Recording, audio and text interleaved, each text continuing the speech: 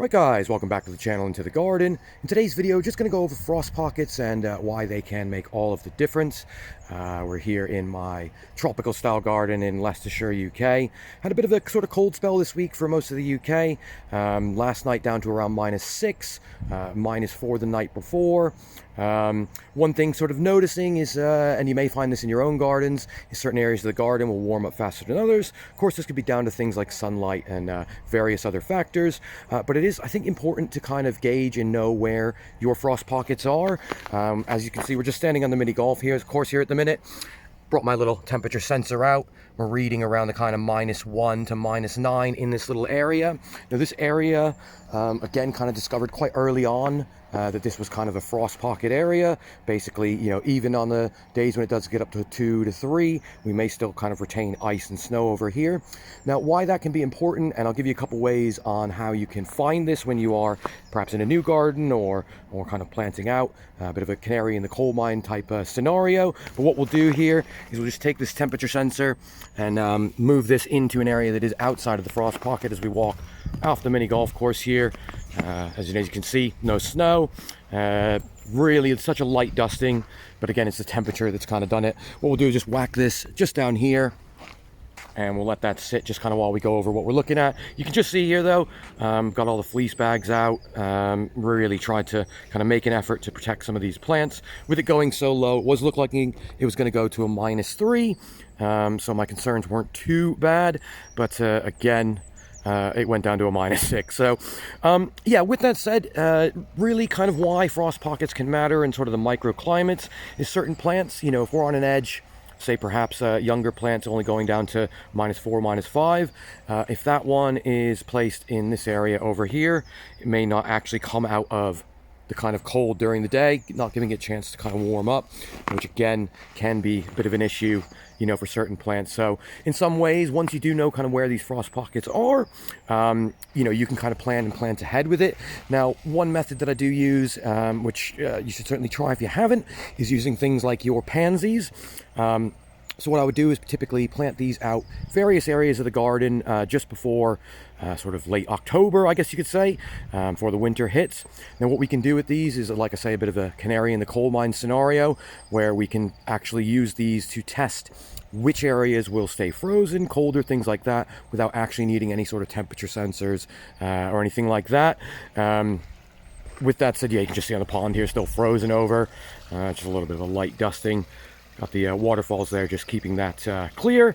But yeah, with it said, when it comes to using things like pansies or kind of your standard bedding plants, why this can help is basically when you plant them out in various areas of the garden, after a kind of cool temperature, so you could kind of test it from about -1 onwards, you can kind of test and see which areas are staying cold, and that will be the plant's reaction to that. So again, I know it's a bit of a kind of sacrifice of plants, but with that said, you know, a very inexpensive way to find out if an area is much colder than another.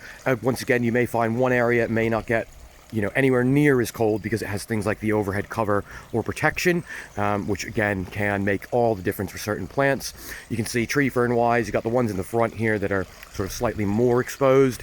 Just back there, we've got one that's completely covered, absolutely fine. Babies down here, again, covered, absolutely fine. But yeah, I wanted to kind of throw that tip out there. Again, of course, to show you a little bit of the garden as is during the cold.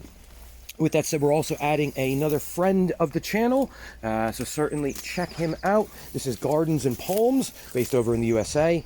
Some fantastic palms, and I will put a link to his kind of video at the end screen here, so certainly make sure to check that out. If you haven't subscribed to him yet, be sure to do so. It's nice to kind of see other areas of the world, and especially if you're from the UK and you're not as familiar with the US. Some fantastic stuff he's growing over there. Really good channel, so definitely go check him out if you haven't yet.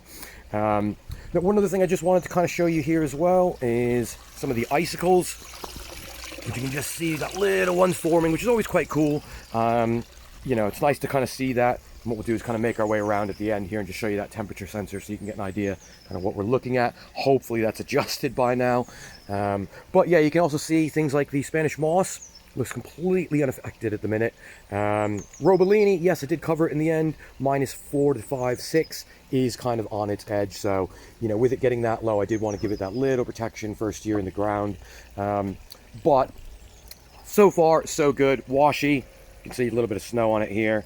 Just to pan around on here, just see another little ice formation, which again, I don't mind the cold so much. It is very pretty when we get the snow and things like that. It's just the effect of the plants, and I'm originally very into my skiing and things like that, so I always used to relish the snow when it came as a kid.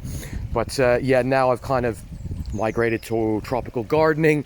I do have a lot more concern about my plants, and I think many of us get that anxiety with the kind of long duration of cold we've got here. I mean, looking forward, in my area at least, we are potentially looking at another kind of snowstorm coming up this week. So again, keeping our eyes on the weather and just hoping the prolonged cold isn't going to be affecting it as much, or any of the plants. So fingers crossed for any of your plants, guys. Really hoping that can be saved. Now, here's something quite interesting. As you can see, if we look at our temperature sensor now, 3.8 here over here. So nearly a 4-degree difference from over there to here. So you can see quite a big difference, and it is, again, this kind of warming, even go up to 4.2 now. Again, I appreciate it is in the sun, so it is going to be warmer. It's kind of obvious, I guess you could say. But in that respect, once again, this kind of area of the garden, knowing that it gets a little bit warmer during the day, even when it is cold. Our temperature forecast at the moment is forecasted around about 1°C, it says inside. My other gauge by the house is saying around about 1.4, but again, you can see this little area here, nice little sun trap, and we do know, from experience, the sun is going to come way up from over there and shine directly in. Try not to get you too blinded, but yeah, you could just see there again a little bit of a difference. So I know moving forward, any plants that are on the slightly more tender side, if I plant them in these kind of areas that are warming up during the day a bit faster than others, then once again, I know I can kind of zone push a little bit in my garden, kind of using the microclimates to my advantage. So something to bear in mind. Again, worth testing if you haven't yet. I can see the new pond project is a bit frozen over. Overhead cover back here, once again, definitely a frost pocket. Does not warm up, but you can see Opuntia actually looking not too bad, still holding some form. So fingers crossed. I mean, that's only supposed to be a -3 plant. Cacti in there, again, those are rated down to -1. And these have seen quite a few frosts already. Overhead cover, which is very ghetto, is doing its job at least. Butia kind of wrapped up in here. Once again, I will kind of, if you want to call it, burp it if it does get kind of a warmer day, allow some kind of bit of warmth to come in, let it breathe. But again, these frost cloths and bags I found to be very, very helpful. Was able to kind of come out in a pinch, if you will, get these on, get those on, as well as try to cover that yucca. Again, that's the yucca puck back there. Not sure if that's going to do anything. Again, rated to like a -2, -3. So really it shouldn't survive. But again, we may be surprised with that one. Just with that said, though, of course, if you haven't checked out the friends of the channel, we got a lot going on this year. The group is always expanding, as mentioned. Check out Gardens and Palms, fantastic channel. And also check out all the rest of the guys on the list. If you're not subbed up to them, make sure you subbed up. Certainly got a lot of content for the new year. A lot of tips and tricks, garden hacks. Eddie and the guys are also doing some seed grow-alongs. Of course, you got New York Tropical and Jose, who are in the depths of winter at the moment. Certainly interesting to see how they protect their plants, different to us. But yeah, of course, just with that said, yeah, thanks for joining us today. If you're not part of our channel, certainly feel free to subscribe and follow along. Got a lot more content coming out myself. If you haven't checked out some more videos, certainly feel free to enjoy some more after this. And with that said, thanks for watching. See you in the next one.